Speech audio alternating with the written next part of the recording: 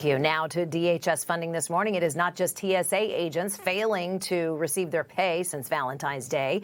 90% of the Department of Homeland Security's 260,000 staff members, they have been working without a paycheck. FEMA, Coast Guard, cybersecurity experts, border agents, all of them. It comes after House Republicans, they rejected that Senate measure to go ahead and fund TSA and other agencies, but not ICE. The House instead passed a short-term bill to go ahead and fund DHS. Now goes back to the Senate, and that's where it sits. It's all started because Democrats, they refused to fund DHS unless there were reforms to ICE, which, by the way, once again, it's already funded, fully funded by the big, beautiful bill. Senate Minority Leader Chuck Schumer, he posted on X, quote, "They will not give a blank check to Trump's lawless and deadly immigration militia." Those were his words over the weekend. And meanwhile, here's Senator Chris Van Hollen from Maryland saying it's not the Democrats holding up funding for the Department of Homeland Security. Listen to this. You're holding up the entirety of the Department of Homeland Security because you object to ICE and you want changes to ICE. But through it all, ICE continues to have the money it needs. John, we're not holding up all of the money for all the Department of Homeland Security. That's just a false statement. We have said repeatedly, repeatedly, we should fund TSA, we should fund FEMA, we should fund the Coast Guard. Angie Wong is the chairwoman for the Capitol Hill Fight Club PAC and the executive committee woman for the Miami-Dade Republican Party. Also with us this morning, lawyer and GOP strategist Ford O'Connell. Good morning to both of you. Thanks for being here. Good morning. Thank you for having us. Good to see you. So starting today, TSA workers, they should start seeing some money in their checking accounts. President Trump, of course, signing that executive order to go ahead and push it through and get them paid. But the partial shutdown, well, at least 2 weeks, right, before we start talking again. Coast Guard, DHS, still not getting money. Congress has left town for vacation. You heard Van Hollen there saying it's not the Democrats. How does this end? Angie, let's start with you.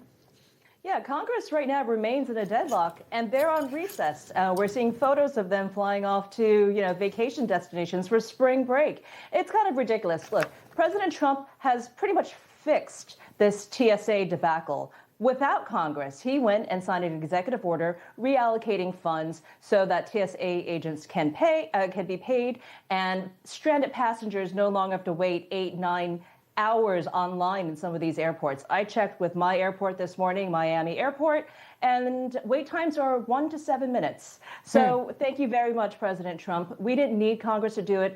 Congressional members are out on the weekend shows talking about their relevance. Well, if you're away for 2 weeks and not funding the government, that's your relevance. Yeah, it's amazing to see those airport wait lines this morning, Angie, to your point. Incredible what happens when you pay people, right? They actually show up for work. Ford, I want to ask you this. Do Republicans need to get on the same page on this? And do they risk actually, having trouble in the midterms? They can't get on the same page in the Senate and the House. The Senate has a 3-vote majority. So, what gives here? Well, President Trump talks about this all the time. Essentially, Democrats, as bad as their numbers are, they stick together, and Republicans, they don't seem to stick together. And that's a big problem because the average American does not know, what a majority of the Senate is or how many members extra there are in the House. All they know is that Republicans control the House and the Senate. And essentially, they've got to, walk and chew gum and walk in lockstep. I think what's totally absurd about the TSA thing is the Democrats tried to harm, TSA workers because they were mad about ICE, but it's ICE who actually is backstopping TSA and bringing those wait lines down. That's pretty absurd when you think about it. It really is incredible, and it was a brilliant move. And you're seeing those ICE agents. Some of the nation's airports this morning, in fact, they're helping those long lines. Borders are Tom Homan. He was on Face the Nation this past weekend. Listen to this. If less TS agents come back, that means we'll keep more ICE agents there.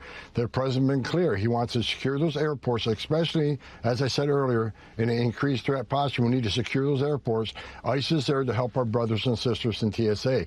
We'll be there as long as they need us until they get back to normal operations and feel like those airports are secure. So, Angie, you said your wait times are about 7 minutes right now at Miami International, but more than 500 TSA agents have already quit. So that damage is done, and you can't train up and replace a workforce that easily.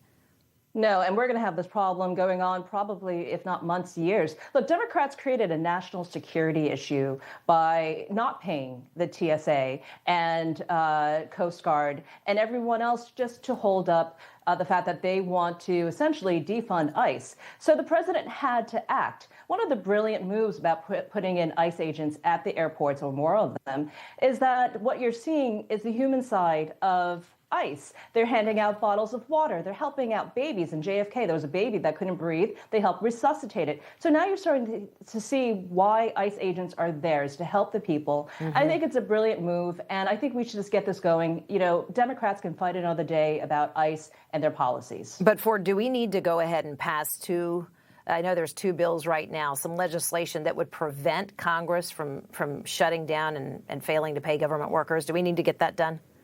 Yeah, I do think we need to get that done because, unfortunately, we seem to be in these shutdowns 2 to 3 times a year. And Democrats basically have spent half of the fiscal year already in a shutdown when we look at the last from October to October. So you need to have a stop here because Democrats are going to keep trying to short circuit the government because they think it's going to help them with their base and they think it's going to help them in the 2026 midterms. It's sickening when you think about it. Here's Democrat Congressman Jim Himes here. He said that the president is illegally paying TSA agents. Listen. The standoff is not done yet, right? The president is illegally paying, apparently, TSA agents. This thing is still very much live for one very simple reason. We can talk about House, Senate, changing law for one very simple reason, which is that the vast majority of Americans look at the way ICE behaved with the murder of 2 American citizens, with the constant knocking down of doors of American citizens without warrants, people dressed like they're, airlifting into Fallujah to do the legitimate work of going after illegal aliens in this country, and they say that is not okay. Ford, I already asked you about this, Angie. How is the president illegally paying TSA? Isn't it illegal to make people work and not pay them?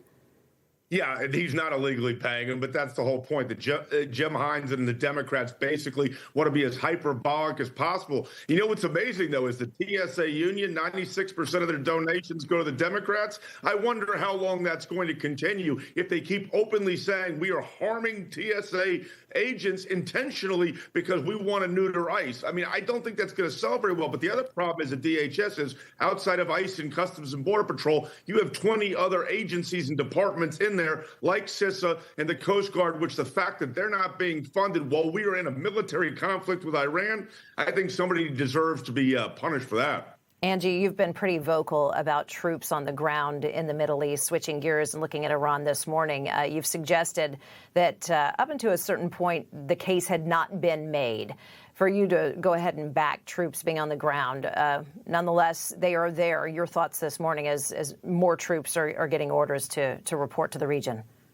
No, I think Americans do support our troops being overseas, and we want to continue so. But I think the Trump administration needs to do a better job at communicating to Americans why we need to be there. I think there's a gap there. The reason is because we need to finally solve once and for all the nuclear programs that are being developed there. And we have to go underground looking for the uranium that is the reason why we're there to begin with. So we need to have that mission accomplished sign going up. But first, we need to explain to Americans why their brothers and sisters are going overseas. And it's really just to finally shut down this war, find the uranium, and then come back home. But that needs to be communicated to Americans. GOP strategist Ford O'Connell and Angie Wong, good to see both of you. Thanks so much. Thank you, Shannon. Thank you. Information. Truth is freedom. Is Newsmax. It's real news for real people.